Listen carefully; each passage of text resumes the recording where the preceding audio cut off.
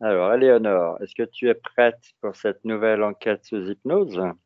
Oui, je suis prête. Est-ce que tu as bien rigolé, bien bâillé, tout ce qu'il faut faire avant? Oui, j'ai tout fait avant. D'accord, très bien. Eh bien, dans ce cas-là, je t'invite à t'installer confortablement contre le dossier de ton beau fauteuil Voltaire, à fermer les yeux et à respirer profondément. Tu prends ce moment pour toi, rien que pour toi. À chaque inspiration, tu imagines une belle lumière te remplir de l'intérieur. À chaque expiration, tu laisses s'en aller tout ce qui te pèse. Au fur et à mesure de tes respirations, tu te détends complètement et surtout, concentre-toi sur ici et maintenant.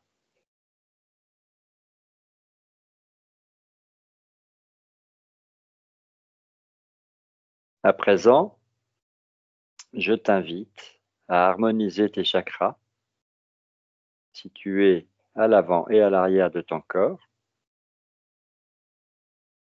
Tu sais le faire toute seule. Une fois que tu seras arrivé au chakra coronal, une fois qu'il sera grand, ouvert, tu me le dis.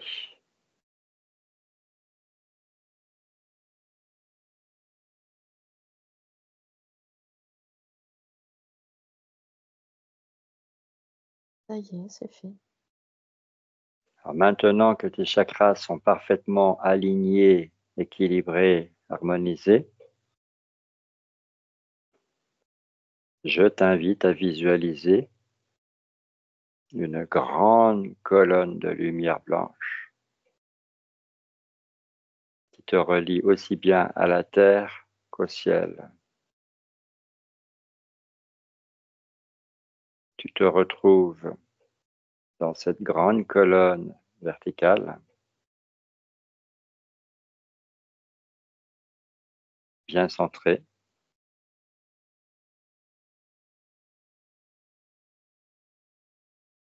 Concentre-toi sur ton cœur,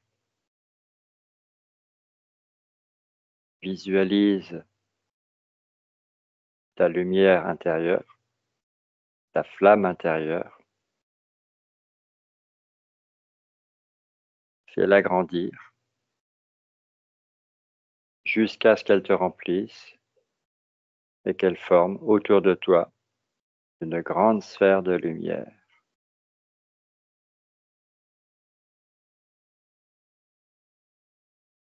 Cette sphère de lumière est là pour te protéger. Elle agit effectivement comme un cocon protecteur, te permet de te déplacer en toute sécurité dans ton monde intérieur. Dans cette sphère de lumière, tu es totalement souveraine. Toujours à partir de ton cœur, je t'invite à la remplir d'amour inconditionnel.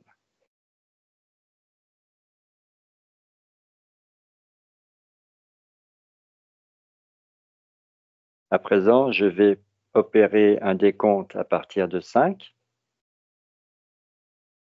Je te demande, pendant ce temps, de faire tous les réglages pour que ta sphère de lumière corresponde à tes attentes, à ta convenance.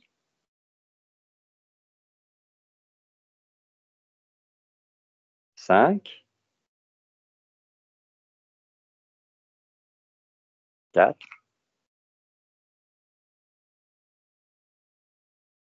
3,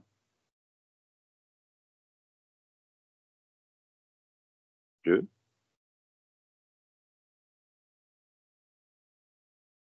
et 1.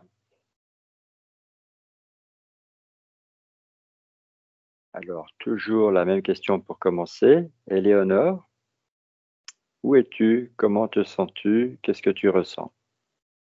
Ouais, je suis au centre de ma conscience. Tout va bien et voilà, je me sens bien. D'accord. Est-ce que tu as déployé tes antennes pour vérifier autour de toi que tu étais bien toute seule, en totale sécurité? Ouais, tout va bien. Entendu. Alors, comme on le fait souvent, je t'invite à faire appel à ma conscience supérieure pour que vous soyez deux à réunir vos informations. Quand elle t'apparaît, tu me le dis, tu me la décris, même si je sais déjà plus ou moins comment. Alors, tu es là, effectivement, enfin, ta conscience est là avec son fauteuil, mais en plus, il y a une étoile qui tourne autour de toi. D'accord. Et l'étoile se trouve où?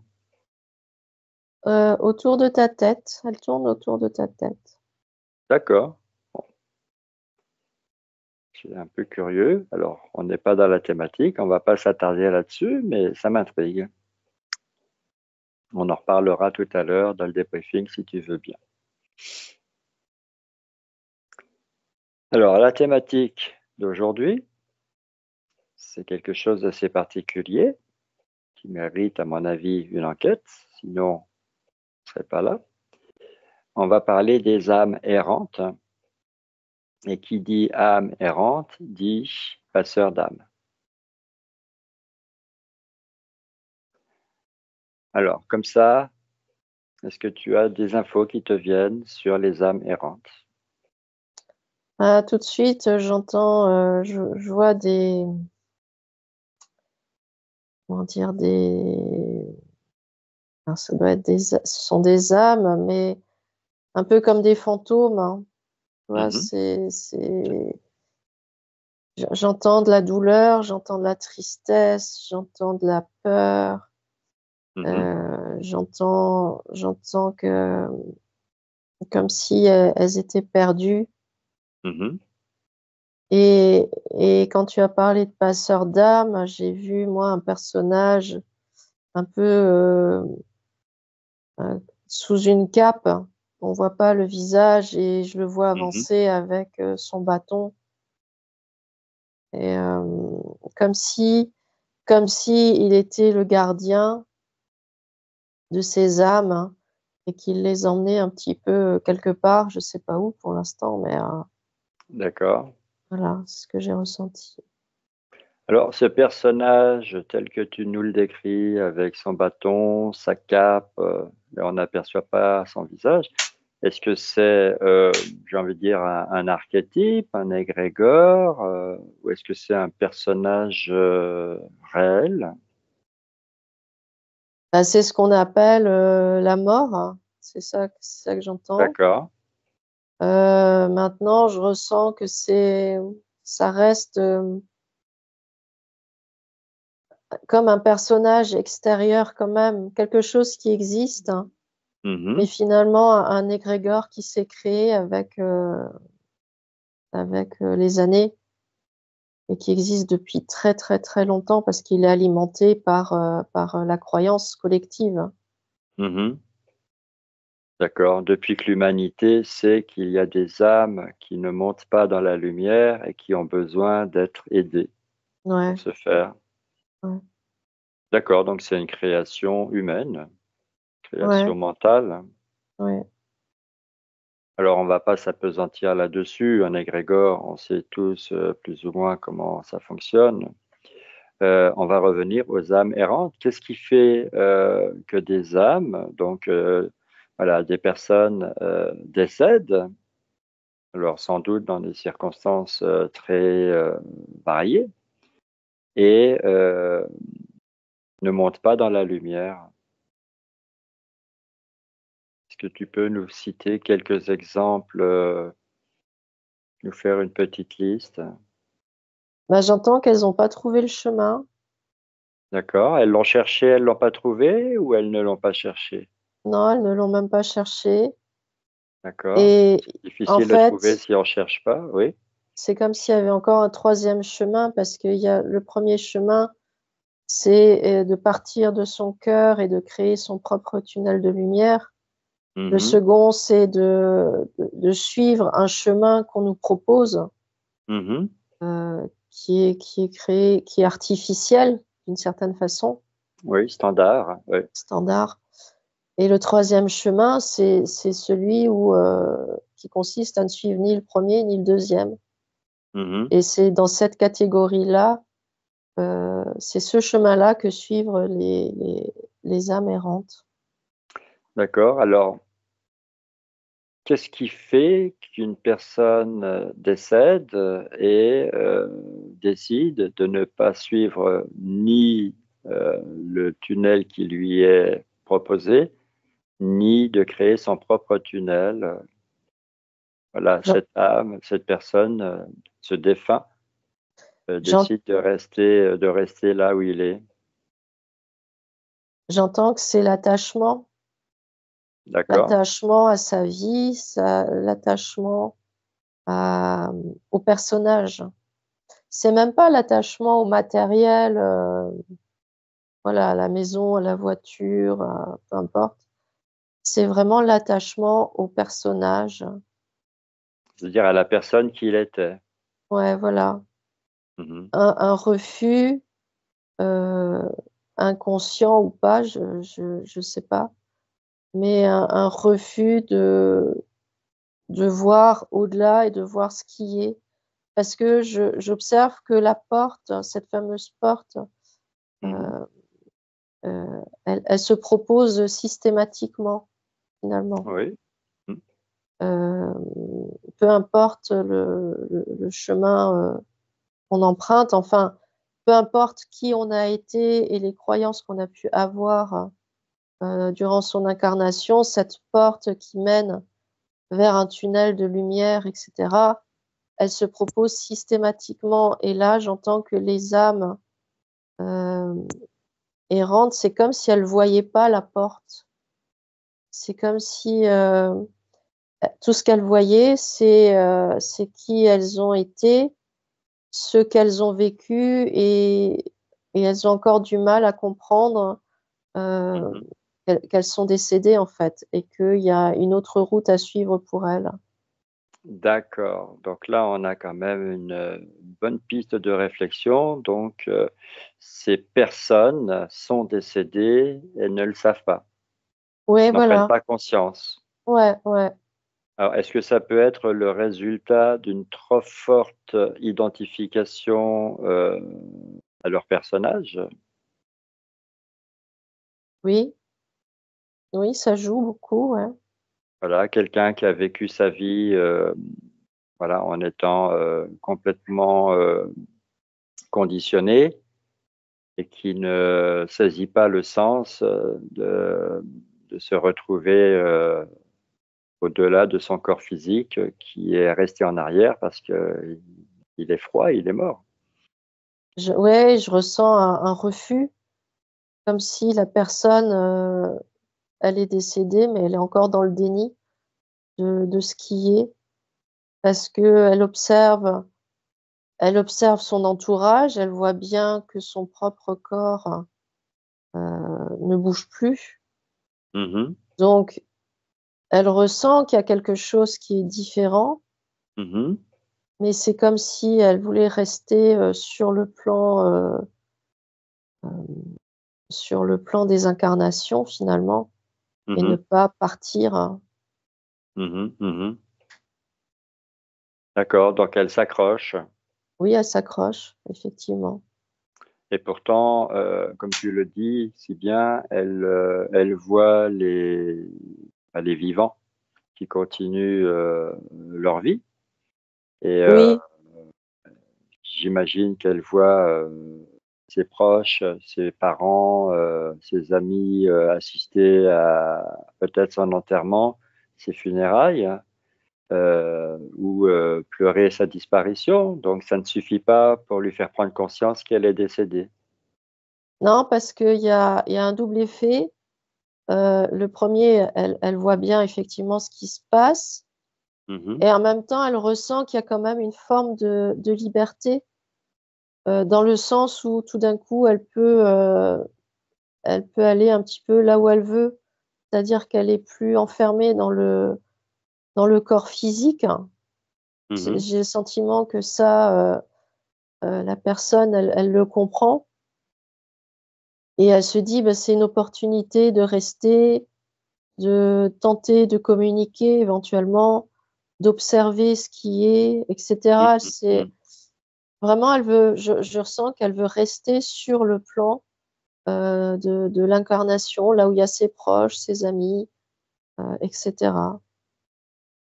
Oui, et probablement, tu vas valider ou invalider, mais probablement que cette personne, de son vivant, est restée ignorante, de ce qui pouvait arriver après la mort physique, et donc ne se dit pas que devrait poursuivre sa voie. Ouais, c'est ça, effectivement. C'est donc de l'ignorance. Oui, c'est de l'ignorance. Il y a un lien, heu, il y a une connexion, à elle-même qu'elle n'a pas faite. D'accord, donc c'est pas forcément dû à une mort brutale, par exemple quelqu'un qui meurt à la guerre ou dans un accident ou pourquoi pas un suicide. Ça peut être, une mort naturelle. La personne tout simplement, elle est dans l'attachement, le déni et l'ignorance. Ouais, elle est dans l'attachement de qui elle a été et elle c'est comme si elle pensait qu'elle est toujours cette personne. Mmh. Elle reste pour elle, elle reste la personne qu'elle a été au moment de son décès. Elle elle n'est pas prête, j'entends qu'elle est pas prête à Mmh. envisager qu'elle puisse être autre chose que, qu'une personne. D'accord. Alors, d'où le rôle de passeur d'âme. Alors, comment ça s'explique, être passeur d'âme? Parce que, est-ce qu'on décide avant de s'incarner, de devenir, d'être, passeur d'âme dans son incarnation? Je sais pas, je ressens par contre que c'est une fréquence.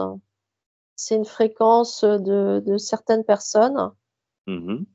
qui fait qu'elles ont cette capacité à, alors à percevoir, mais aussi à ressentir, heu, qu'il y a une personne, décédée qui est, à proximité et que Mmh. cette personne se refuse à suivre le chemin. C'est une Oui, fréquence en fait. C'est d'accord.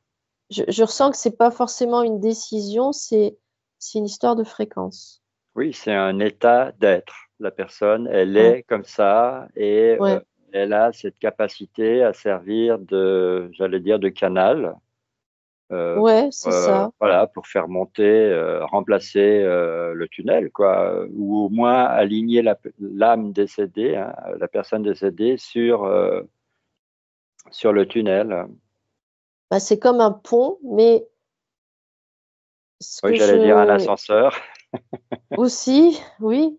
Alors non, parce que non, l'ascenseur, non, c'est plus un pont.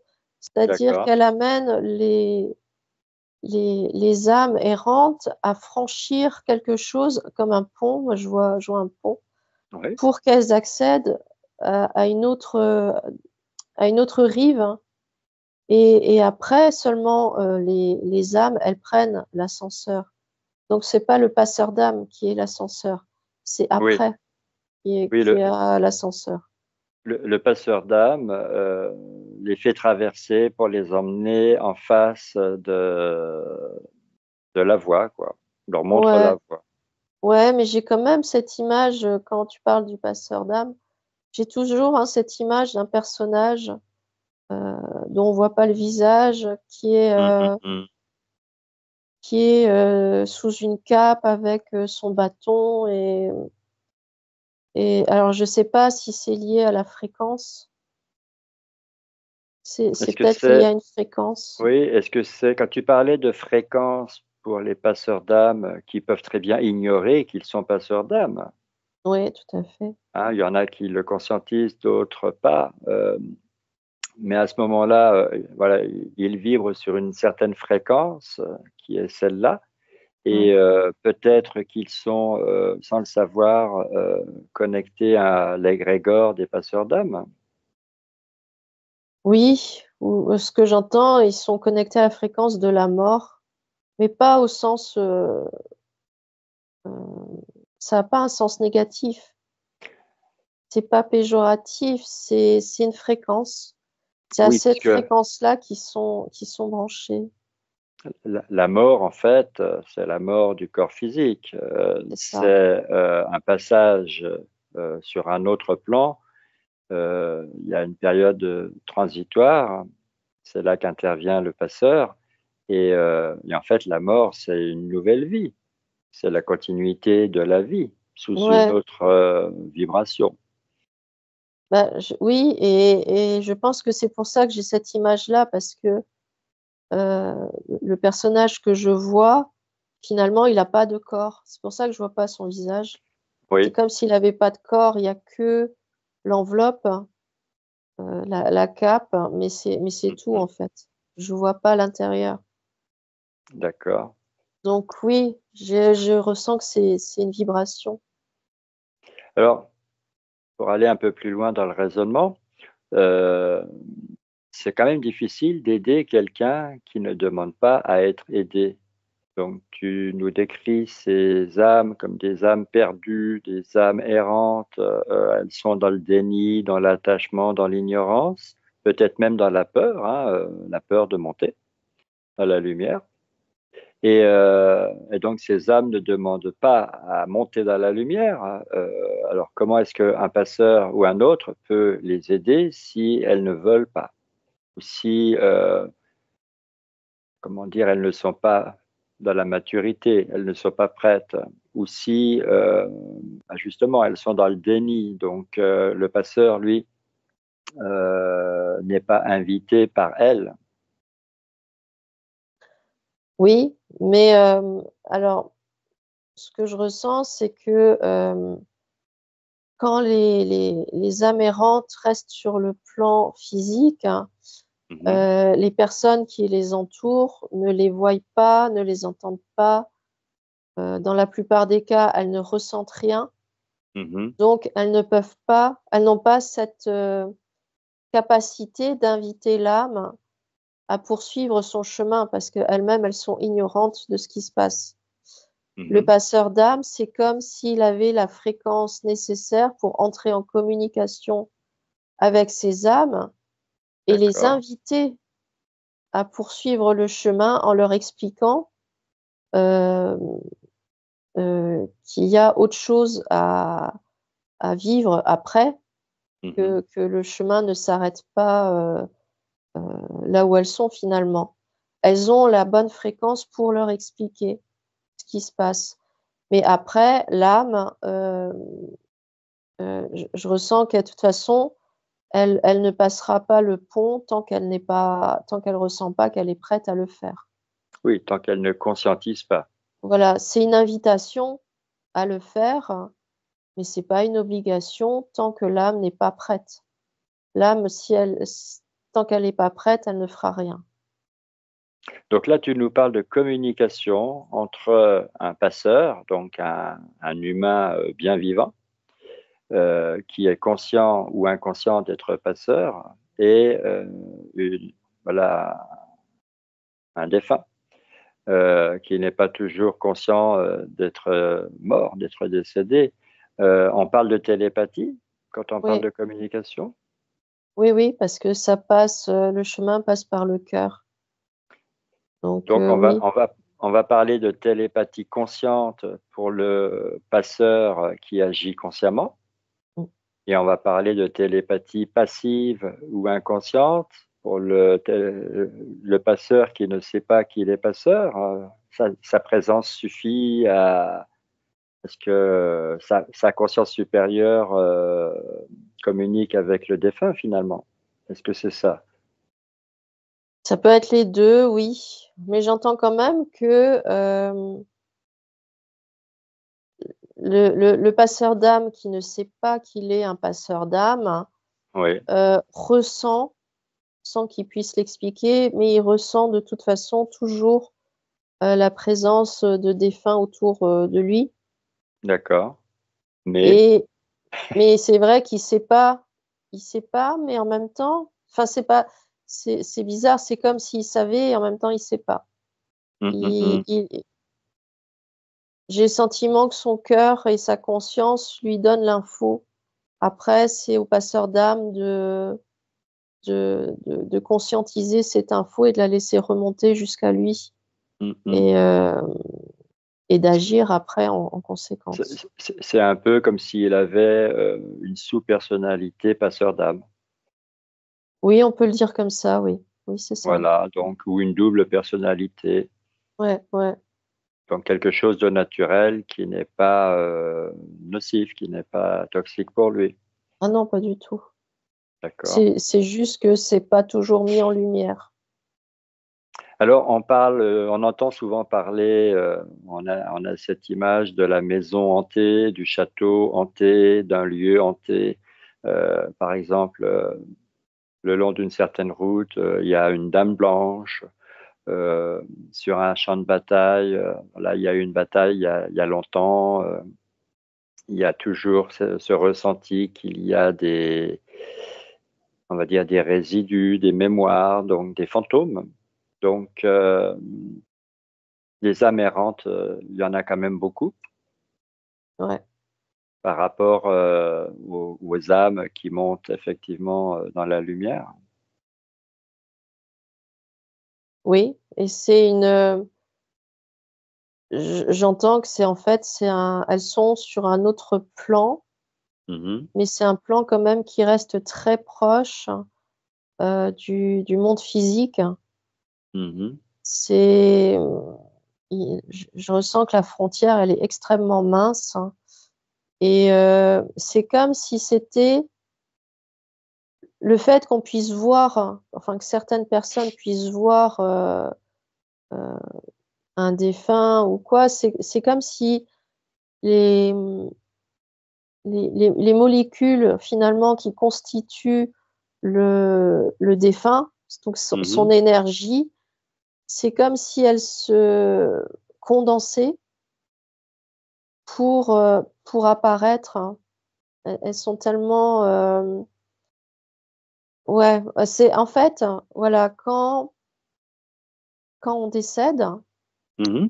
on va dire que le chemin naturel, c'est de créer son propre tunnel de lumière et de passer finalement toutes les frontières qu'il y a à Mmh. passer pour rejoindre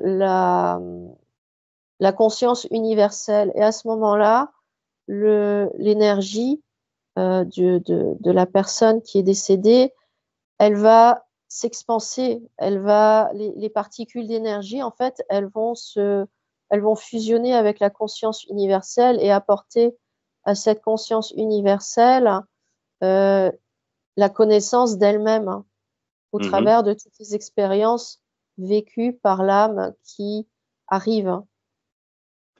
Dans le cas d'une âme errante, l'énergie, elle est pas disposée encore à fusionner avec, la conscience universelle.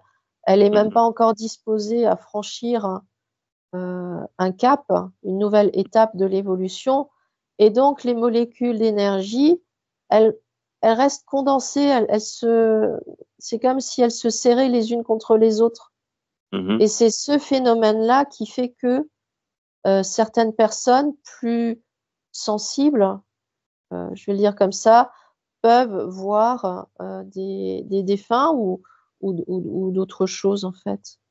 Oui, ou ressentir leur présence. Ressentir leur présence, oui.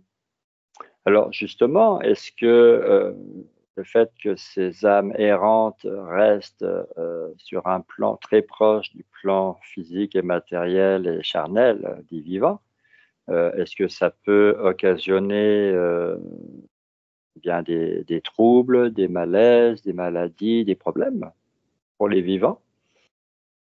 Ah oui, parce qu'il y a une source d'énergie qu'on peut ne pas capter, bien que j'ai le ressenti que les personnes, même celles qui ne sont pas sensibles, ressentent qu'il y a quelque chose qui va pas parce que l'énergie d'un défunt, je ressens, elle est très, hem, elle est froide quand elle est,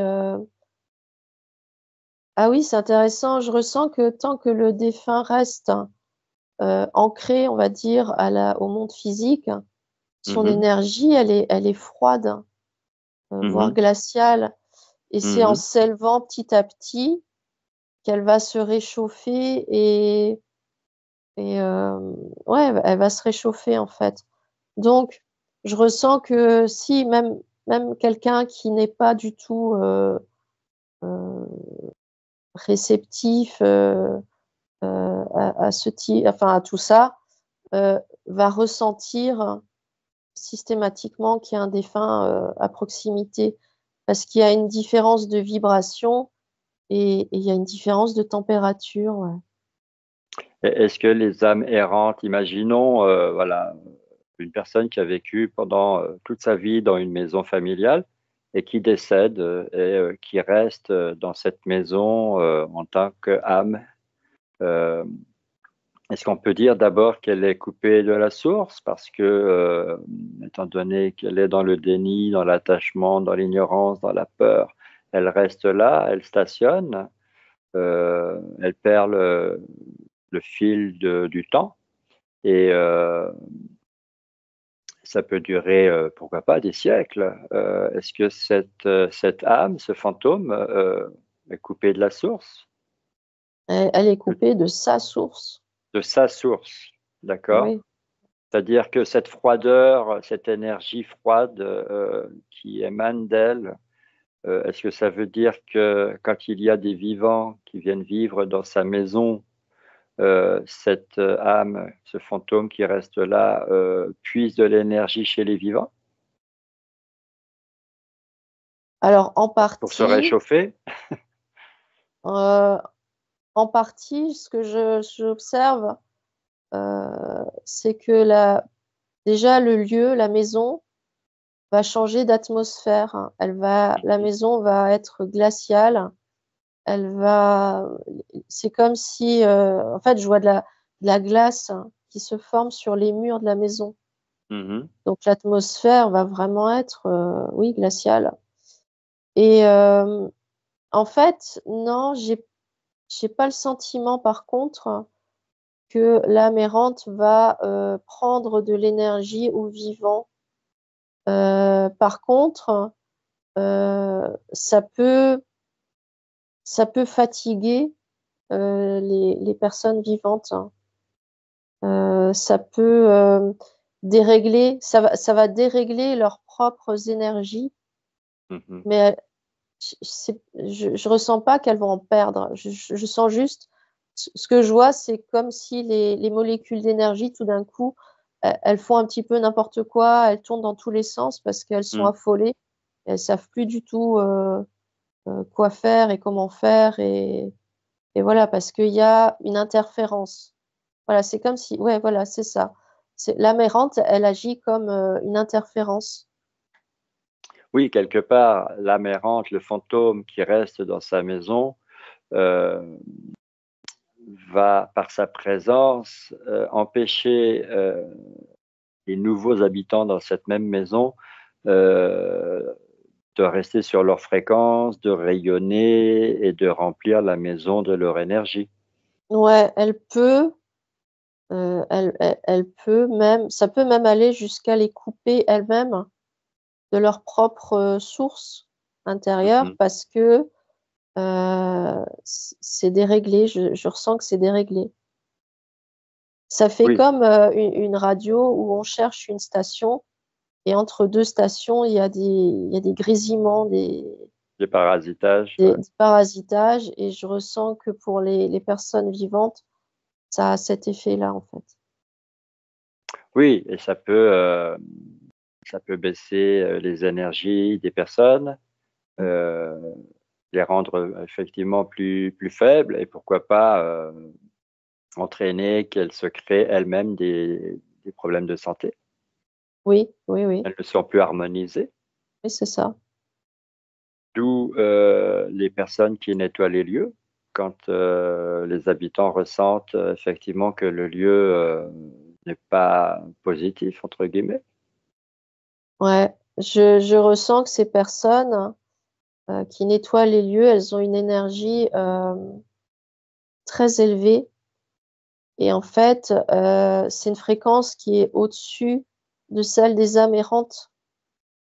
Oui, elle est plus élevée en fait que celle des âmes errantes et Mhm. donc en arrivant, heu, je vois quelqu'un, voilà, qui nettoie un lieu et en fait, c'est comme si elle envoyait des vagues d'énergie, des vagues de lumière, heu, des vagues qui sont, comment dire? C'est de l'énergie qui est harmonisée et Mhm. donc ça va, ça se propage sur la maison, sur le lieu et c'est comme si ça donnait un nouveau programme aux, aux énergies de l'âme errante et aux énergies du lieu. D'accord. Ouais, c'est comme si ça reprogrammait finalement, le Mhm. lieu et l'âme en question. Oui, ça réactive la connexion. Ouais, ouais. Alors moi, j'ai connu une dame parce que voilà, enfin, j'ai toujours été médium et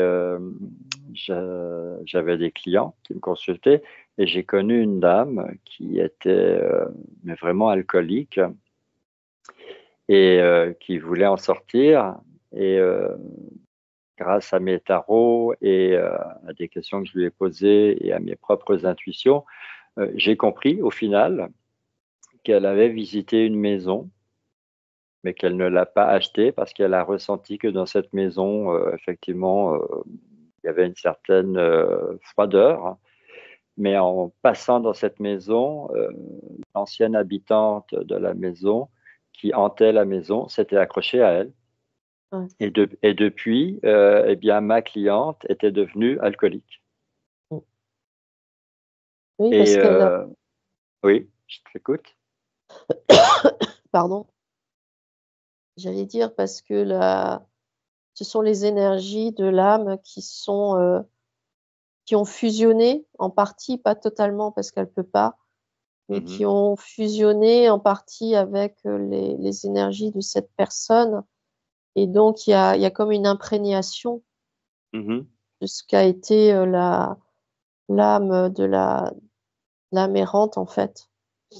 Oui, donc le fantôme.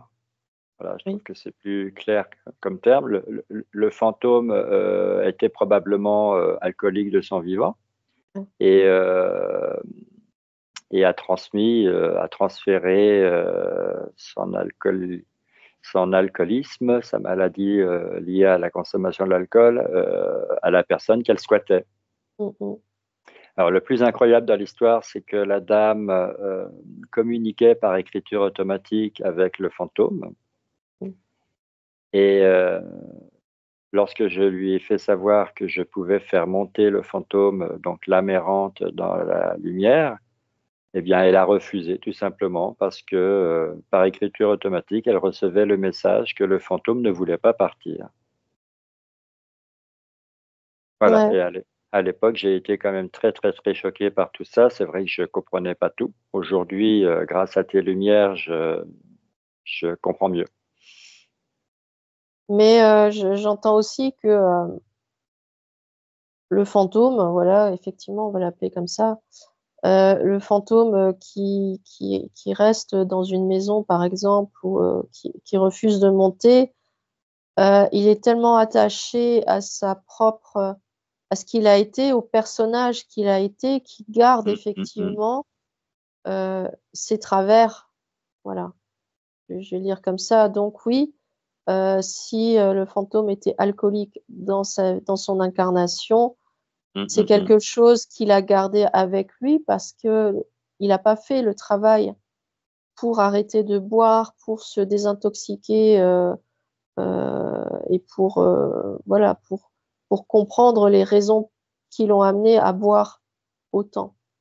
Mhm. Et donc forcément, en s'accrochant à la personne vivante, heu, c'est comme si certaines cellules, les fragments d'énergie du fantôme ont contaminé finalement, les fragments d'énergie de la personne vivante et plus ce fantôme va rester, plus, heu, ce que j'observe, c'est comme si finalement, heu, il va vraiment imprégner totalement la dame Mhm. et ça va vraiment, c'est comme si sa personnalité à elle, de base, allait petit à petit, se cacher dans un coin et Oui, diminuer et c'est le fantôme qui va prendre le dessus d'une certaine façon. oui, se retrouver au premier plan. Ouais, ouais, voilà. Il y a une histoire de contrôle, hein, parce qu'effectivement, le ce fantôme-là, en tout cas, a compris qu'il a besoin d'un corps physique pour Mhm. agir dans la matière. Tant qu'il reste une âme, tant qu'il reste à l'état d'énergie, il peut rien faire. Il peut pas agir, et là, en étant, sur un corps physique, effectivement, il va prendre le contrôle, petit à petit. Mhm, mhm. Je te remercie pour toutes ces explications qui sont très limpides pour moi. Mmh. Alors, est-ce qu'il est vrai que certains animaux, les chats par exemple, qui ont réputation de voir des choses que l'humain ne voit pas et d'entendre des choses que l'humain n'entend pas, est-ce qu'il est vrai que les chats perçoivent les revenants, les fantômes, les âmes errantes? Ouais. Oui, c'est encore une histoire de fréquence. Alors par contre, je ressens que pas tous les animaux ne le font pas. Mhm, Tous les animaux ne sont pas, c'est pareil, il y a différentes fréquences. mhm. Donc le chat, lui, en fait partie parce que j'entends qu'il est télépathe. Oui, Donc je suis forcément, pas oui. surpris. Donc oui, il ressent effectivement, il ressent les flux d'énergie qui circulent, alors est-ce qu'il les voit? Je sais pas. Je suis pas certaine qu'il puisse les voir.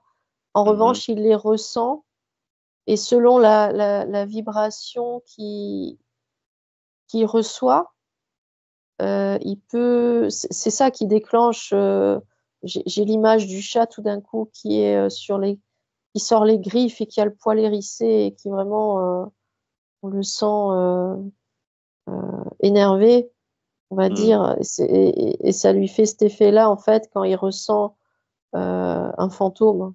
Voilà, on va le dire comme ça. mhm, mhm. Parce que l'énergie, elle est, elle est trop basse pour lui, ça le perturbe. Alors, ce que j'entends par contre, c'est que l'énergie, la vibration du chat est la même que celle du passeur d'âme. C'est marrant. D'accord. Alors, Donc, est-ce qu'on peut aller jusqu'à imaginer qu'un chat peut être passeur d'âme?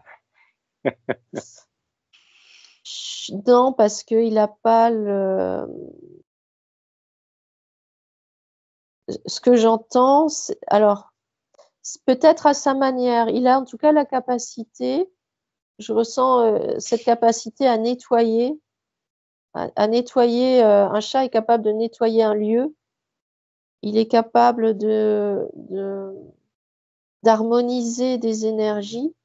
Mhm, Donc, je verrais plutôt, enfin, je ressens plutôt qu'il est capable de nettoyer, d'harmoniser.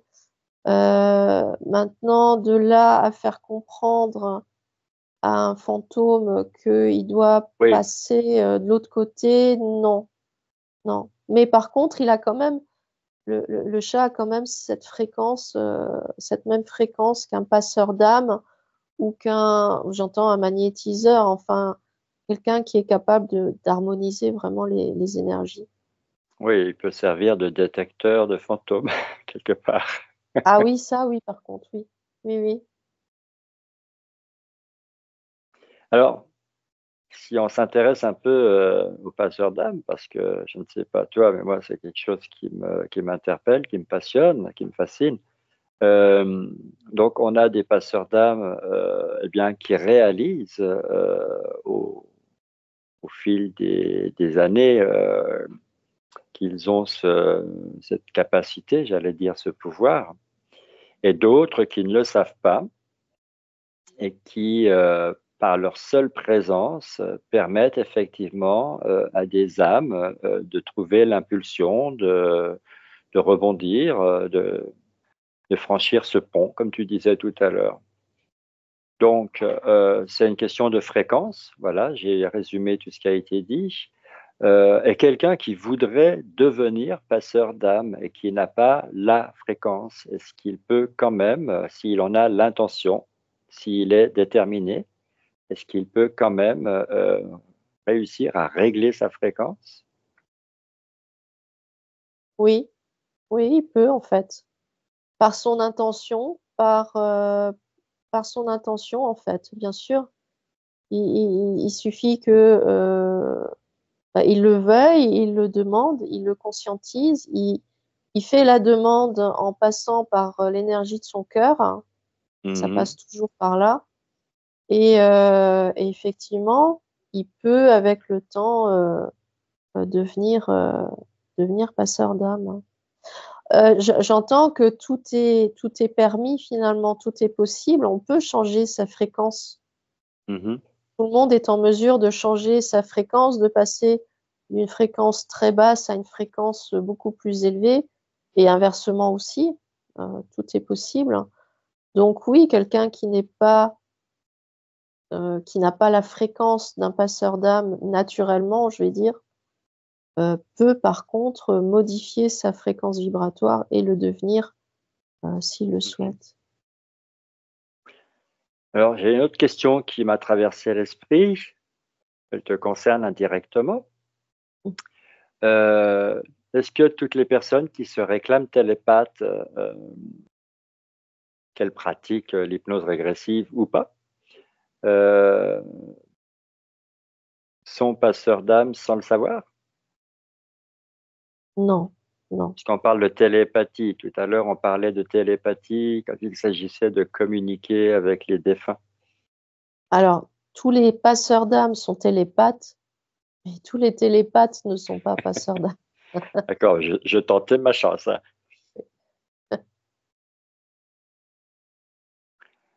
Ben, je vais poser une question personnelle. Est-ce que je suis passeur d'âme? Tu pourrais. J'entends que tu Je pourrais pourrais. l'être. Si tu le souhaites, tu pourrais, oui. D'accord. Et quand il m'arrive, par exemple, j'ai un voisin qui décède et je pense à lui et voilà, je lui envoie comme ça un message par télépathie. Est-ce que ça aide ou pas? Oui, ça aide parce que tu envoies une information qui va arriver à la personne qui est décédée. Mais là encore, c'est la personne décédée qui va choisir Bien si elle sûr. tient compte de ton information ou pas. Mais oui, ça l'aide de toute façon, oui, bien sûr. Bah, disons que le voisin décédé, premièrement, je ne dis pas qu'il va être une âme errante. Deuxièmement, j'ignore où il en est dans ses croyances et dans sa spiritualité. Et troisièmement, il m'a rien demandé. Aussi, mais tu transmets juste une information. Et après, euh, le, le- la personne décédée, elle, selon sa capacité à accueillir cette information et comment dire, à l'intégrer dans son propre champ d'information, euh, ça va dépendre de ça en fait. Mhm. Alors, pour aborder la question des âmes errantes sous un autre angle de vue, euh, imaginons une famille qui perd un membre cher et puis qui pleure, qui pleure, qui pleure. Est-ce que ça empêche, comme on le dit, est-ce que ça empêche réellement le défunt de s'en aller, de monter? Est-ce que ça le retient?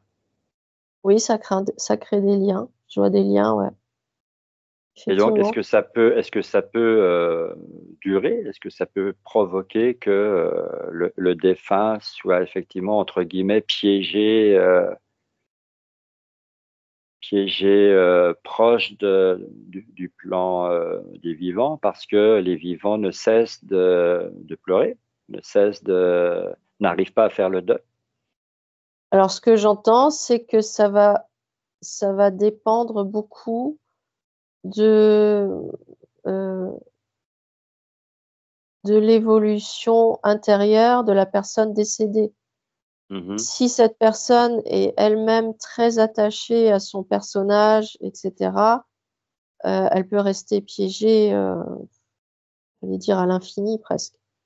mhm, Si la personne décédée a quand même, j'allais dire, elle a activé sa flamme intérieure et elle mhm, est connectée, ne serait-ce qu'un tout petit peu, hein, j'entends qu'il y a pas besoin non plus d'avoir un travail, spirituel intense pour ça, mais il suffit qu'elle soit connectée un tout petit peu à sa propre flamme intérieure, elle peut mhm, arriver à se dégager. Mais c'est vrai que c'est plus compliqué. Je vois quelqu'un, tu vois, qui essaye, qui comme si quelqu'un était prisonnier dans quelque chose de comme une boîte, hein, très mhm, étroite, très, hem, ouais, très étroite et elle essaye de sortir, hein, tant bien que mal et elle y arrive quand même parce qu'il y a une il y a quand même une connexion, intérieure. C'est ça qui va permettre que la personne, elle peut quand même poursuivre son chemin. mhm. Mais c'est vrai que, et je l'observe, les personnes qui pleurent, encore et encore, leur défunt, créent des liens. Il y a des liens d'attachement, en fait. Oui, ça ne leur rend pas service.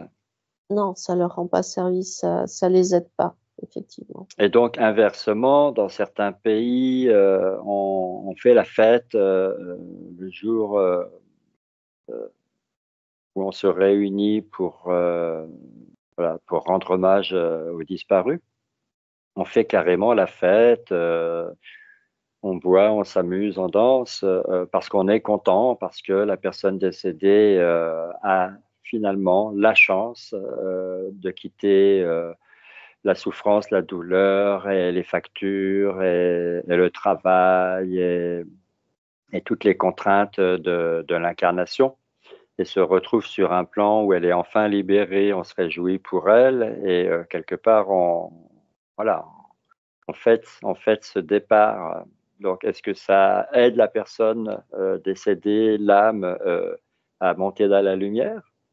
Est-ce que ça empêche l'âme de se perdre, de devenir une âme errante? Alors là, j'ai l'effet inverse.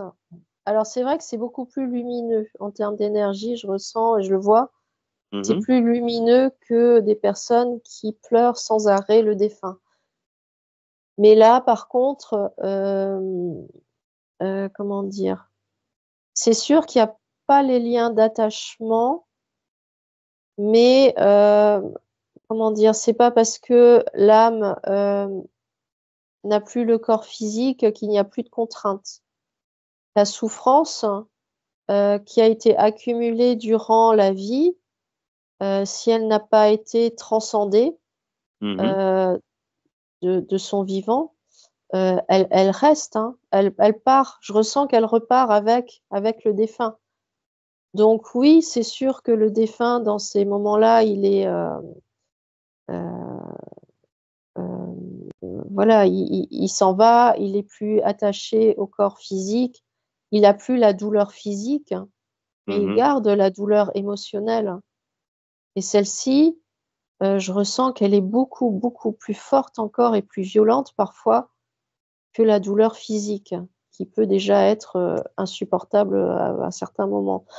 Donc là, je ressens l'effet inverse, hein, de Mhm, ce que j'ai vu.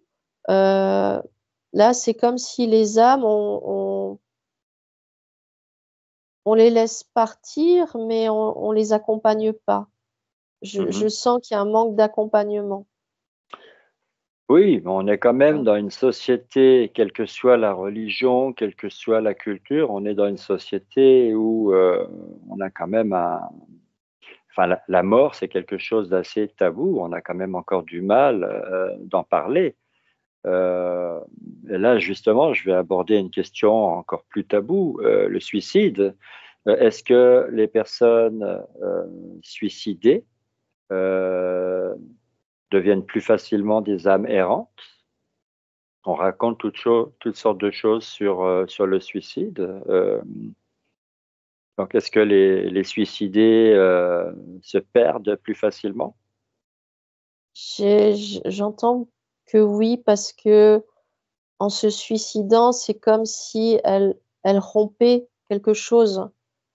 C'est-à-dire que l'âme qui s'incarne, euh, effectivement, je ressens que c'est comme s'il y avait un contrat. Elle vient s'incarner pour apprendre, pour comprendre. Alors, Mhm, elle met le temps dont elle a besoin, peu importe. Et en se suicidant, finalement, qui c'est qui se suicide? C'est pas la conscience, c'est le personnage, c'est le mental, hein, qui ne supporte mhm, pas les choses telles qu'elles sont parce que c'est trop pour lui. mhm, Donc, c'est comme s'il court-circuitait l'évolution de la conscience. mhm. D'accord. Donc, en se suicidant, on tombe plus facilement dans j'allais dire, le piège, dans l'impasse. Oui, parce que en plus, ce que je ressens, c'est que la personne qui se suicide, il y a aussi un sentiment de culpabilité, un sentiment Mhm, d'échec qu'elle emmène avec elle, l'échec de n'avoir pas réussi à, à vivre ces expériences et à les surmonter, mhm, et donc d'avoir refusé finalement de vivre l'expérience jusqu'au bout. Et j'ai le sentiment que ces âmes ne reviennent pas s'incarner aussi rapidement et aussi facilement que euh, qu'une personne qui est décédée d'une mort, voilà, d'une mort naturelle, je veux dire. Enfin, oui, d'une personne, du moins, qui a choisi de vivre son expérience du début jusqu'à la fin. oui, Il y parce que a, le cheminement du suicidé va être un peu comme un labyrinthe, ça va être plus compliqué. ouais, je ressens que c'est beaucoup plus chaotique, comme si la- la- l'esprit, finalement, là, c'est l'esprit, en fait, qui est, qui est enfermé dans quelque chose, c'est ce que je perçois, hein. Mhm, L'esprit est enfermé dans quelque chose de très sombre. Effectivement, comme tu dis, une espèce de labyrinthe. Et donc, cet esprit qui pensait se libérer de la contrainte physique, finalement, il s'est pas libéré parce qu'il est encore enfermé, prisonnier dans autre chose. Et j'ai l'impression que c'est bien pire encore que l'expérience physique finalement. mhm. Parce que si on prend l'exemple de quelqu'un, voilà, qui fume 3 paquets de cigarettes par jour, qui boit énormément d'alcool, qui vit dangereusement et qui finit par mourir parce que son corps lâche, que ce soit le foie, le cœur, peu importe. Donc quelqu'un qui meurt assez jeune, d'avoir commis plein d'excès, c'est une forme de suicide. Ah oui, parce que en vivant dans les excès, il se coupe totalement de sa propre source. Il est plus du tout j'allais dire, alimenté par sa conscience parce qu'il ne l'entend plus. Là, je perçois, voilà, des personnes qui sont, dans un brouillard. C'est comme s'il y avait un brouillard qui les entourait Mhm, et là, la fréquence de leur conscience, elle ne passe plus du tout. mhm. Donc oui, on peut dire que c'est une forme de suicide parce que, le chemin, le je ressens que le chemin, est le même, après. Oui, dans l'après-vie, ça revient au même. Ouais, le chemin est très compliqué parce que là encore, il y a une forme de déni, heu, c'est c'est, c'est un refus des personnes de vivre consciemment leur Mhm, existence et leur expérience et parce que c'est trop difficile pour elles aussi. mhm, Donc elles s'enferment dans quelque chose, qui c'est comment dire? C'est comme si elles ne voulaient pas voir la réalité en face, mais elles n'ont pas la capacité non plus à la voir. Elles n'ont pas encore la force intérieure pour voir, les oui, choses telles elles qu'elles sont dans sont. la fuite, c'est une fuite. Voilà, mais c'est un apprenti ça fait partie de l'apprentissage finalement. C'est ce que je ressens. C'est elles ont besoin d'apprendre et donc elles reviendront, elles se réincarneront et elles recommenceront jusqu'à ce que, elles comprennent. Mmh, mmh, mmh. Alors, pour le moment, j'ai un dernier aspect à explorer avec toi, c'est, bien, quand on meurt, voilà, soit on se fait enterrer, soit on se fait, réduire en cendres. Hem, Est-ce que la façon, dont on s'occupe du corps physique, impacte, la la comment dire? Sur le plan émotionnel, est-ce que ça impacte, le défunt? J'entends que ça va dépendre de la vision que lui, il a. Tout dépendra de sa vision à lui, sa relation à lui avec son corps physique, voilà. Mmh mh. S'il considérait que, j'allais dire qu'il est son corps physique, Oui, s il s'identifiait à lui. ouais, s'il s'identifie à lui, alors oui, ça va avoir un impact émotionnel, terrible sur le défunt. Mmh Parce mh. que c'est comme si, je ressens que c'est comme si finalement on le privait d'un membre. Tu vois? C'est comme si on lui coupait une jambe, un bras, Mmh mh. quelque chose et là, c'est pareil, seulement on détruit finalement son corps physique complètement et donc là, il y a j'entends que c'est un choc émotionnel très violent pour une personne qui s'est identifiée à son corps, hein. Oui, donc on peut subir, un traumatisme même une fois mort. Oui, Ah oui, oui, oui, oui. ça j'avais jamais pensé à ça. C'est l'info que je reçois, en fait. Voilà et quelqu'un, voilà, je vais prendre des exemples vraiment, c'est particulier, hein. Quelqu'un qui meurt dans une explosion, là, c'est une mort extrêmement violente, peut-être que la personne s'en rend même pas compte, mais son corps se retrouve, en 1000 morceaux. Donc cette personne-là, elle subit un choc épouvantable sur le plan émotionnel et son passage, de vie à trépas doit être, très compliqué. C'est très difficile, oui, parce que là, alors déjà, la personne n'était pas prête du tout à mourir, parce qu'elle s'y attendait pas Mmh mh. et hem et effectivement, il y a comme un, hem, dire, il y a un travail, de j'allais dire de D'acc guérison et d'acceptation, d'acceptation. ouais, à faire pour l'esprit. Mais là, je parle d'esprit, c'est marrant, depuis tout à l'heure, j'ai vraiment cette distinction entre la conscience et l'esprit. Mhm. Euh, et donc là, c'est un travail de l'esprit d'accepter ce qui s'est passé, de comprendre que il n'y a plus de corps physique, qu'en plus Mhm. il a été réduit en 1000 morceaux. Et, euh, et donc, il y a tout un travail à faire avant de seulement poursuivre le chemin habituel, quoi. Mhm. Mhm. Donc, c'est comme si effectivement les, euh, les âmes, oui, les personnes décédées dans des conditions violentes, extrêmes, etc., Mhm. avaient quand même besoin d'un certain temps d'adaptation. Et là, je pense à ce film qu'on avait vu, Nos Solars, hein. Oui, Et là, je pense à ça parce que, en fait, c'est exactement ça.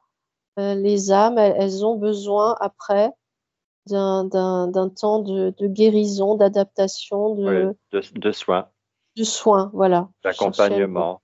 D'accompagnement, exactement. Euh, Maintenant,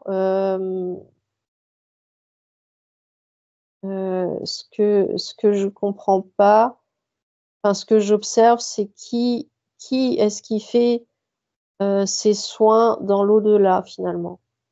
Est-ce Oui. que ce sont d'autres âmes?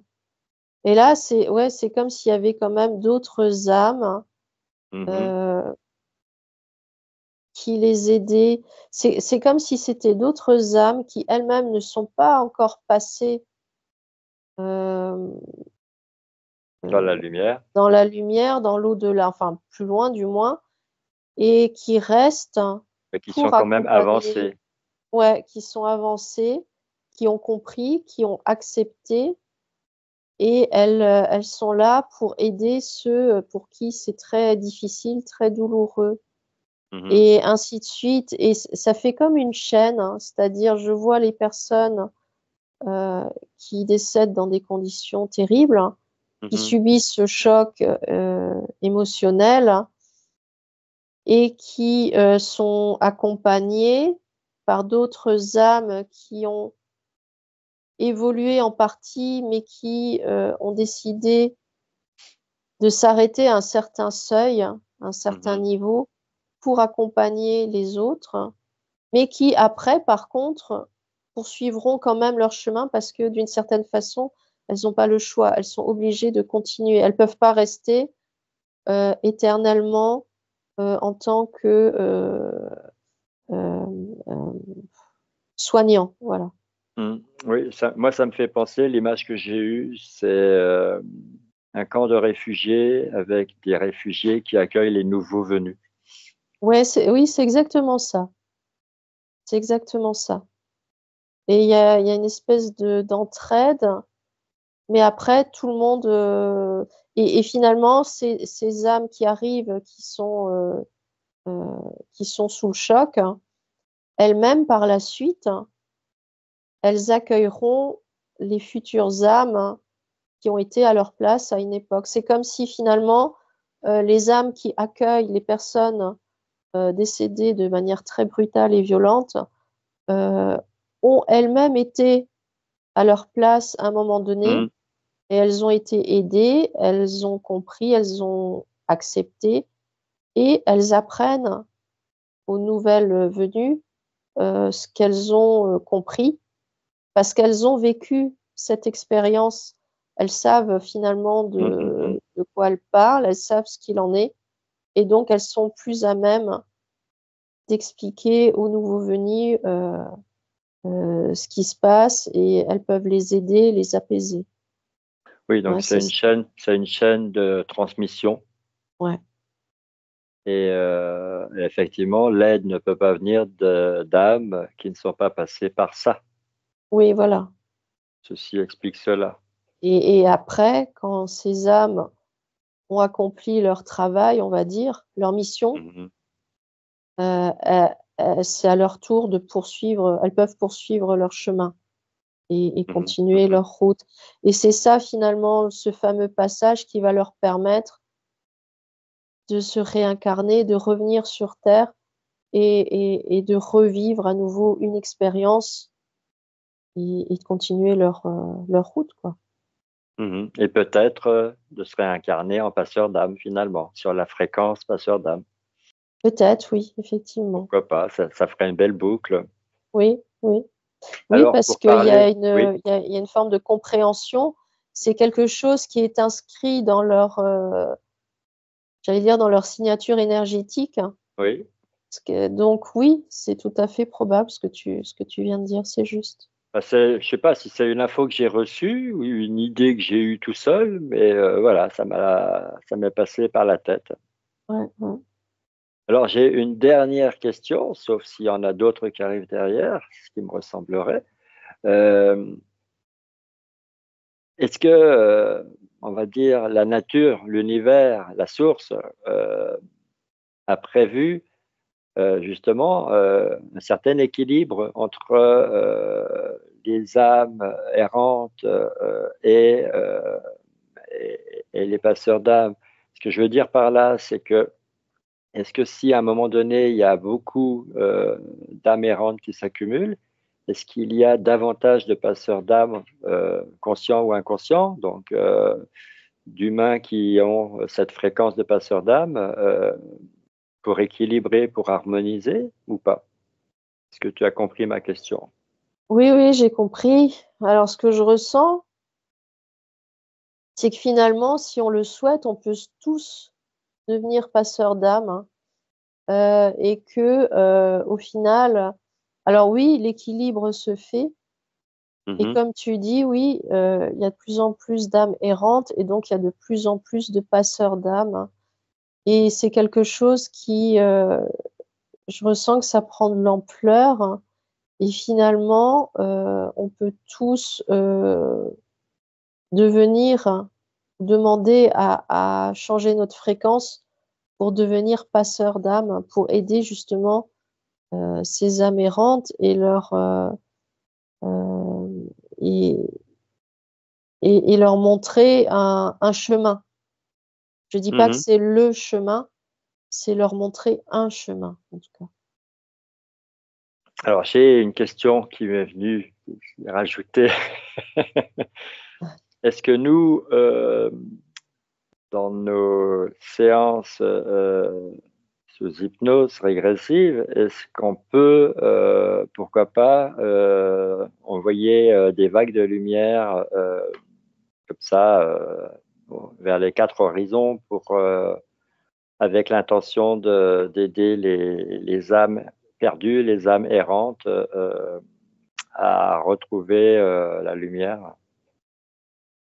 Alors l'image que j'ai, hein, c'est effectivement, envoyer cette vague, de lumière comme tu dis et en fait, elle passera, comment dire? Les âmes qui seront prêtes à accueillir cette lumière, Mhm, vont donc l'accueillir et poursuivre leur chemin.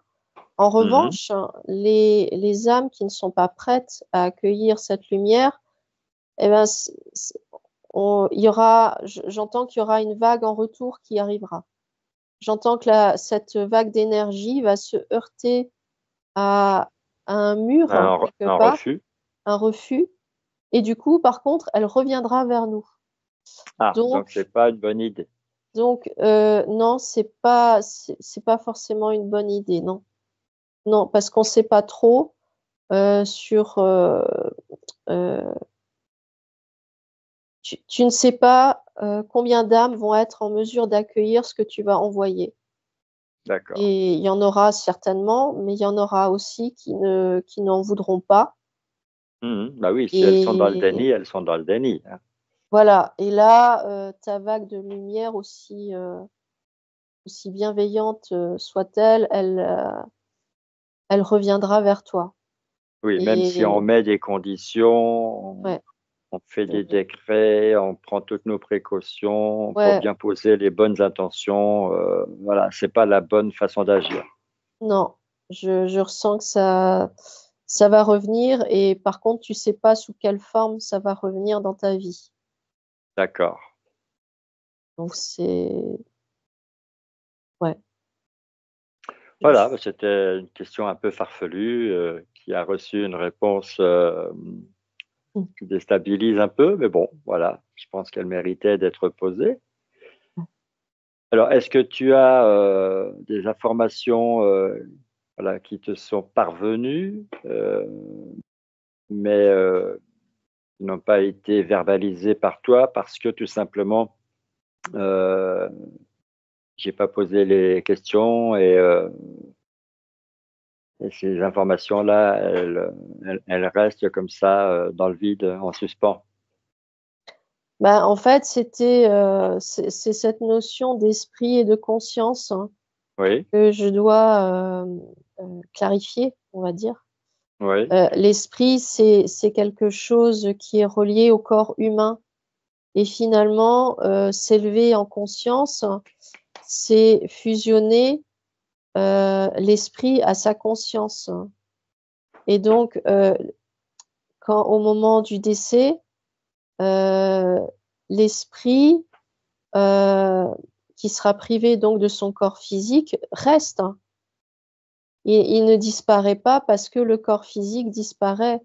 Hem, ce que je reçois, c'est qu'on ne une fausse idée que se font, parfois les gens au moment du décès, c'est-à-dire que, on décède, on perd son corps physique, Mmh.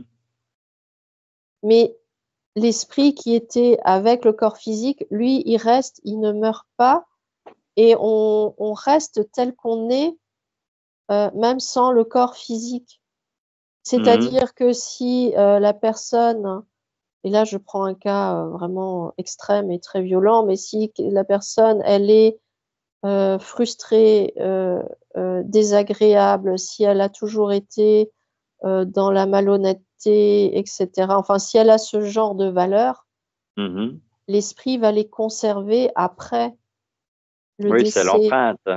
Voilà, c'est l'empreinte, la signature énergétique de la personne. Mmh. Hem Et donc, évidemment, la personne, elle reviendra avec, sous un autre corps physique, mais son esprit sera toujours le même, hein. Lui, il revient aussi. Il Mais ne va pas changer. il va y avoir un travail qui va se faire en conscience. Là, C'est pas sûr, hein. j'ai même le mot autoconscience qui est venu. Si l'esprit est en accord, hein, si Ouais, l'esprit est prêt à accueillir, ce travail en oui, autoconscience, comme tu dis. Oui, il se fait, mais si l'esprit n'est pas prêt à accueillir ce travail, ouais, s'il est heu, buté, hermétique, voilà, il reviendra tel qu'il est dans son nouveau corps physique et il repartira pour un nouveau tour et une nouvelle d'accord. vie Mmh, mmh jusqu'à ce mh. qu'à un moment donné, il y ait une étincelle, qui arrive et qui se propage et qui commence à prendre conscience. Donc j'entends que finalement une des raisons d'être qu'on a aussi, c'est de fusionner notre esprit avec notre conscience et donc ce n'est pas élever l'esprit vers la conscience, c'est plutôt autoriser la conscience à descendre vers notre esprit et à l'imprégner comme elle imprègne aussi notre corps physique, hein, et nos Mmh. énergies et on nous apprend à faire le travail à l'envers.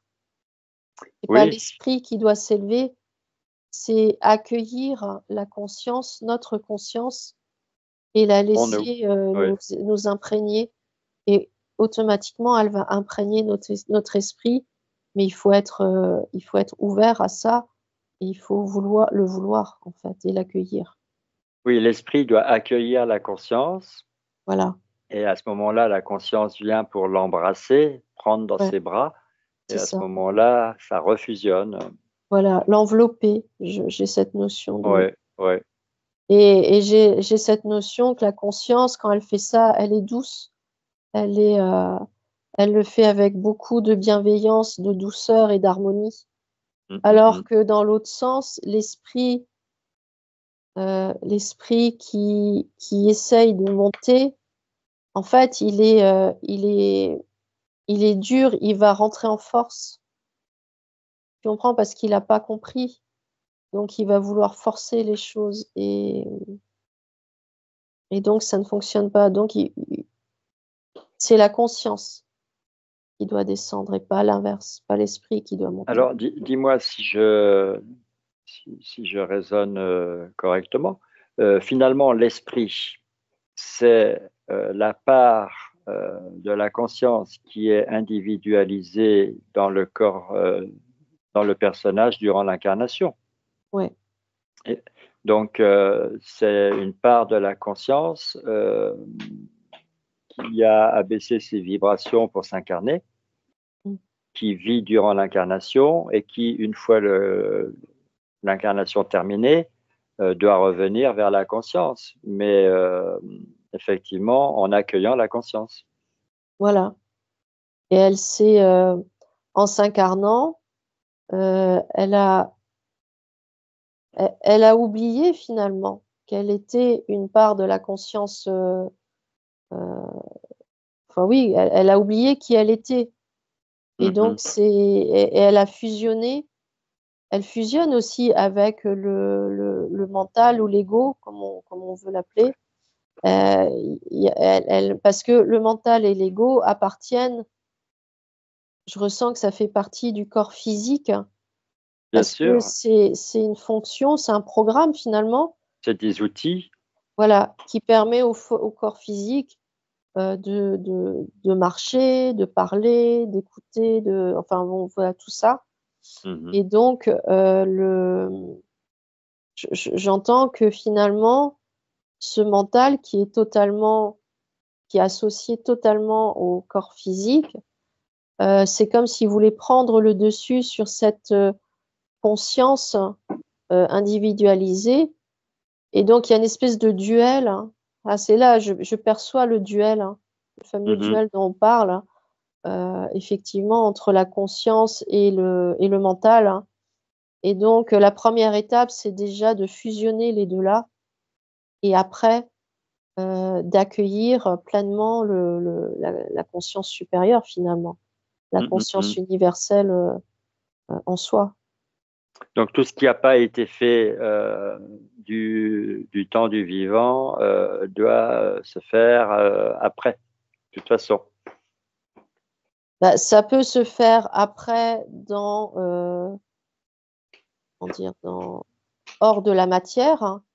Mm. Si l'esprit a quand même compris un certain nombre de choses et accueille, le travail qui reste à faire, mais s'il ne refuse s'il refuse effectivement le travail, il va revenir systématiquement dans le se réincarner.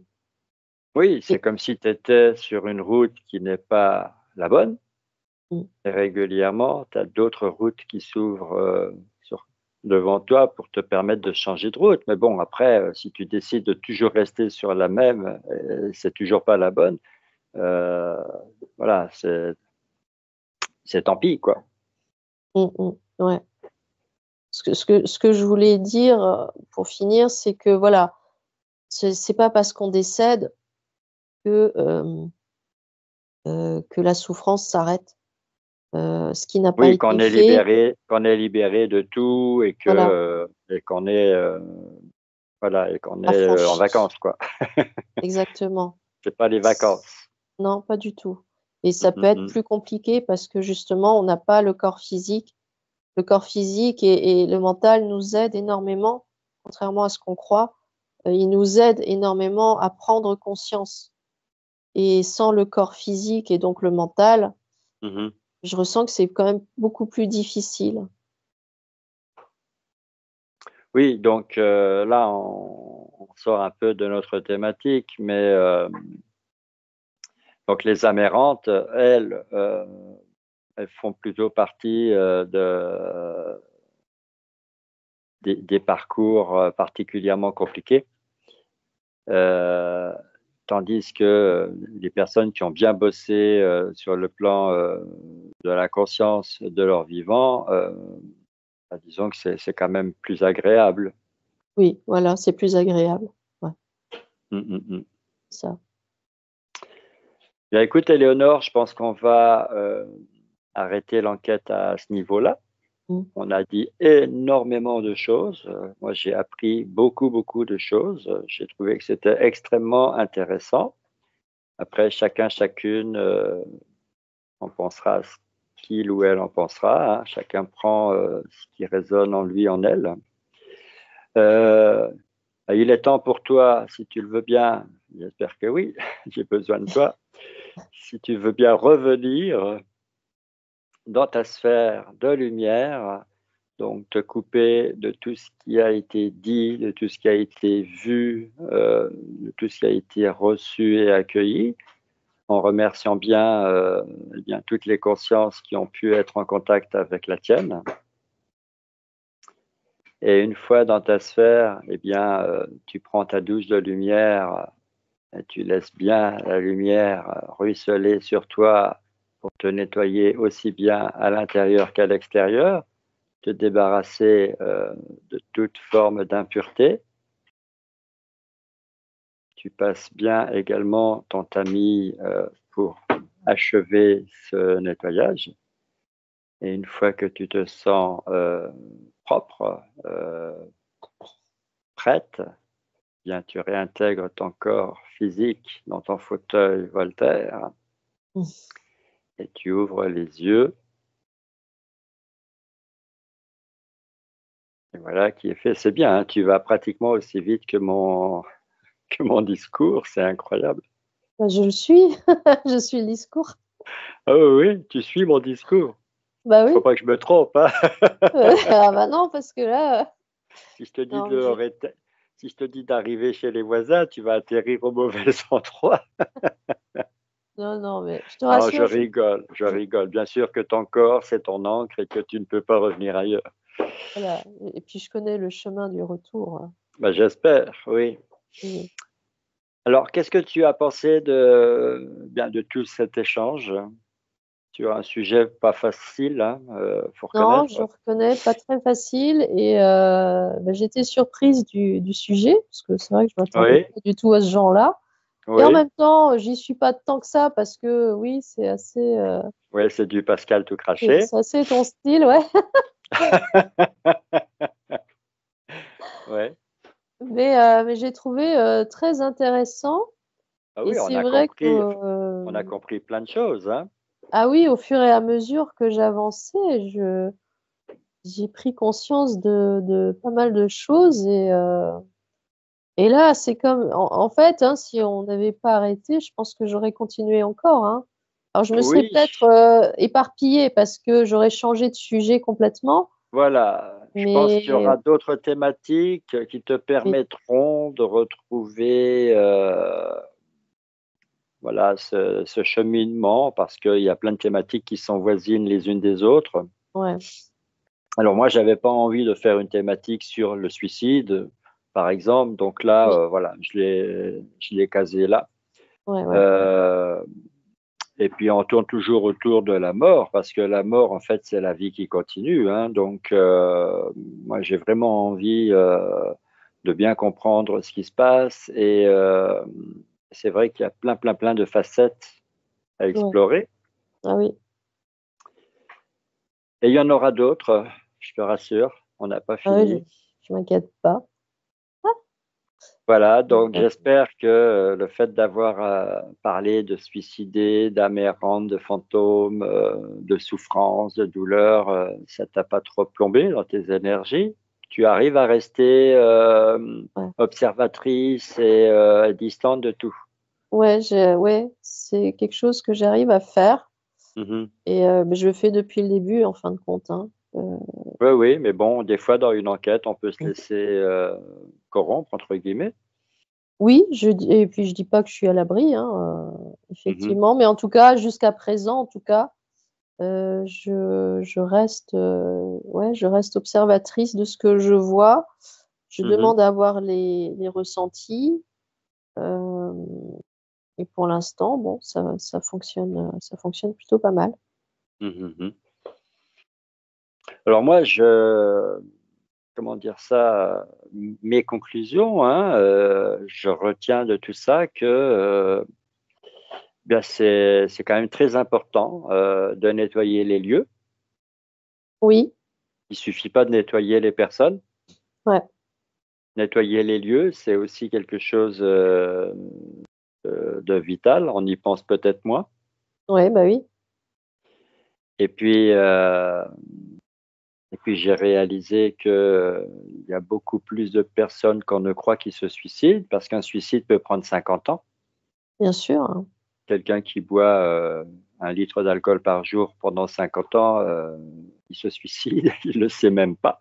Oui, c'est une forme de suicide, hein. C'est vrai que le Voilà, suicide, ça a plein de formes différentes, hein, bien sûr, de la même façon que pourquoi pas quelqu'un qui pratique un sport extrême et qui prend des risques vraiment inconsidérés, et un jour le parachute ne s'ouvre pas, ou mmh, l'ULM est renvoyé sur une falaise par le vent, et est-ce que c'est un suicide ou pas, tu vois, quand on brave comme ça le danger, c'est aussi jouer avec la mort, quoi.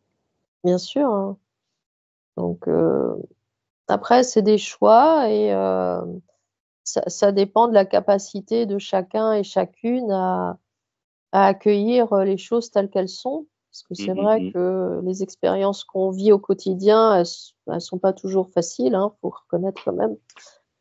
On peut vivre des expériences très, très douloureuses, très compliquées mhm, et c'est mhm. vrai que c'est finalement ce qui va nous permettre d'avancer, c'est notre capacité intérieure à accueillir l'expérience telle qu'elle est et à comprendre, les tenants et les aboutissants de l'expérience Mais c'est et toujours ça, parce que ça l'expérience, c'est nous par rapport au monde qui nous entoure. Et mmh, la sagesse, en fait, le fruit de l'expérience, l'enseignement, la leçon, mmh, c'est ce qui se passe à l'intérieur de nous. ouais. Après, ce que j'entends aussi, c'est que ces expériences qu'on vit, elles sont pas aléatoires, hein. C'est pas, voilà, lui, on a décidé qu'il va vivre ça comme ça et l'autre, ça va être plus facile et cetera. Ça Mhm, dépend aussi et enfin, c'est comme ça que je le ressens, hein, ça dépend énormément des choix qu'on fait. Donc chaque choix va générer une nouvelle expérience à venir mhm, et si c'est pas maintenant, ça peut être dans 10 ans, dans 20 ans, dans 50 ans, mais c'est ça aussi qu'il faut arriver à prendre en compte, c'est tous les choix qu'on fait vont générer un certain nombre d'expériences et elles seront bonnes ou mauvaises, ça c'est selon l'appréciation de chacun évidemment, mais ce sont les choix qui vont générer les expériences. C'est mhm. pas pour moi en tout cas, c'est pas quelque chose d'aléatoire, ça c'est Oui, sûr. non, mais le hasard n'existe pas. Voilà. Un jour, on fera une enquête sur le hasard, qui Voilà. n'existe pas. Voilà, tu peux le On verra. savoir, mais bon, tu sauras Oui, pas quand, et non. le jour-là, tu te feras avoir quand même. Ah bah, c'est évident. Alors, il y a une chose que je constate chez toi. Ah, Là, c'est l'opérateur télépathe qui parle à la télépathe. Euh, on n'a pas fait encore tant d'enquêtes que ça, hein, on est à une vingtaine. oui. Mais ce que je constate chez toi, c'est que avant, il y avait quand même une certaine différence entre la télépathe qui était sous hypnose et qui répondait aux questions, Mmh. et la Éléonore revenue de l'hypnose Mmh. dans le débriefing à la fin de l'enquête. Il y avait deux façons de parler, Ouais. et alors pas deux voix différentes, mais disons que sous hypnose, on comprenait bien que il y avait une certaine lenteur et que tu cherchais tes mots et que tu cherchais à, à mettre des mots sur les informations ou sur les images. Et puis dans le débriefing, bah, tu redevenais toi et c'était plus fluide. Et là, maintenant, aujourd'hui, ça m'a sauté aux yeux, c'est pratiquement la même chose. D'accord. C'est-à-dire que dans le débriefing, c'est comme si tu étais toujours sous hypnose, sauf quand je fais de l'humour, je raconte une bêtise et que tu rigoles. Mais autrement, quand on est dans un sujet sérieux, eh bien, je trouve que tu as la même façon de parler, Mmh. le Alors, même phrasé. ce qui me vient quand tu dis ça, c'est parce que en faisant des séances comme ça, que ce soit, pour, des clients ou, une enquête, hein, pour la chaîne, à chaque fois que je me mets, que je suis, du moins en état d'hypnose, je fais ce dont je parle tout à l'heure, ce dont je parlais tout à l'heure, c'est-à-dire que ma conscience j'appelle ma conscience et en fin de Mhm. compte, à chaque fois, ma conscience, c'est comme si elle descendait un petit peu plus. Donc je suis en train Oui, de faire ce dont je parlais, ce que j'expliquais tout à l'heure, c'est-à-dire je suis en train de fusionner et je le ressens, hein, je suis en train de fusionner mon esprit avec ma conscience. Mais oui. là par contre, j'appelle ma conscience vers moi. Elle descend de plus en plus et du coup, heu, Elle reste aussi de plus en plus. elle reste aussi de plus en plus longtemps, effectivement. Et oui, je ressens ce que tu dis, ouais, je comprends. Ouais, donc l'état modifié de conscience porte bien son nom. Mmh, Et l'hypnose, finalement, c'est quand même un bon moyen de trouver la pleine conscience, ce qu'on appelle la pleine oui, conscience. oui, bah, oui, parce il y a plein de prises de conscience là quand je te raconte tout ça, quand je suis, dans l'enquête, moi-même, hein, je prends conscience d'énormément de choses, hein. Je réalise, je comprends plein de choses finalement et après je te transmets les informations. Mmh. Mais c'est comme si, il y avait, 15 prises de conscience d'affilée, quoi. Oui, Et oui, c oui, et ça je connais ça, tu reçois tellement d'informations ouais, et même pendant que tu commences à traduire en mots les informations, tu mmh, continues d'en recevoir. oui, c'est ça, ça s'arrête Et jamais. il y a une sélection qui se fait.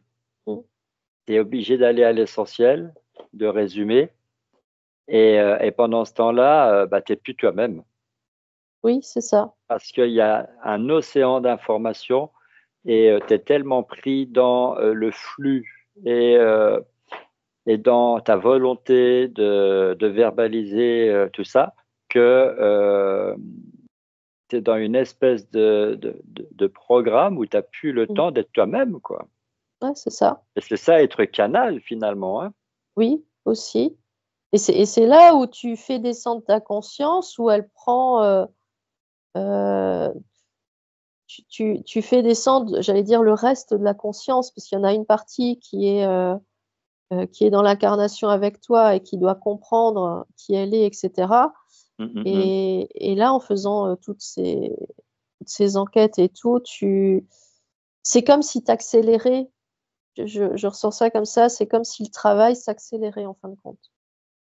Oui, c'est-à-dire que là, tu es hors du temps tel qu'on le Mmh, ressent quand on est, dans notre quotidien ouais, et donc tu vis, un temps accéléré. Oui, ouais. oui, oui, c'est Et exactement ça. et ça te permet alors par contre, ce qui est bien, c'est qu'après quand en tout cas moi, quand je reviens, je sais que ça me permet de vivre, la journée, les jours qui suivent, beaucoup plus sereinement. Je suis Oui, moins, voilà, moins stressée,